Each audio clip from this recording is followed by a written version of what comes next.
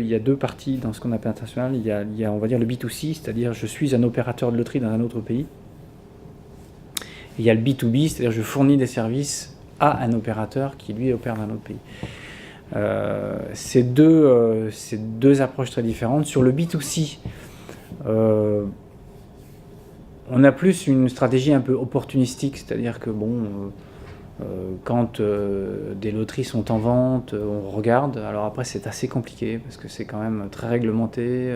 Par contre, en B2B, c'est clairement une stratégie qui remonte au cœur de l'entreprise parce que nous, on considère que, ça nous fait quand même, ça nous permet de réduire nos structures de coûts, notamment en mutualisant un certain nombre de services qu'on fabrique pour nous ou qu'on fabrique pour d'autres loteries.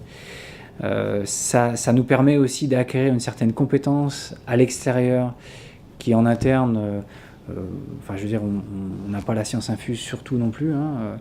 Je vais prendre un exemple. La filiale qu'on a qui fabrique des logiciels embarqués sur les terminaux a fourni des loteries en Australie, au Canada, en Allemagne.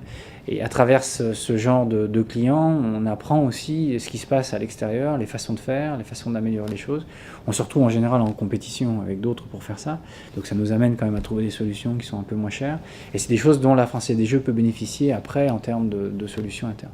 C'est aussi, on fait partie d'une association qui s'appelle European Lottery, donc c'est l'association des loteries européennes. Et on fait partie de l'association mondiale des loteries, la WLA. La World Lottery Association, et à travers ces deux systèmes, on partage avec d'autres loteries ce qu'eux font, ce que nous on fait, et ça nous arrive d'importer des solutions, des produits que ces loteries ont fabriqués pour la Française des Jeux.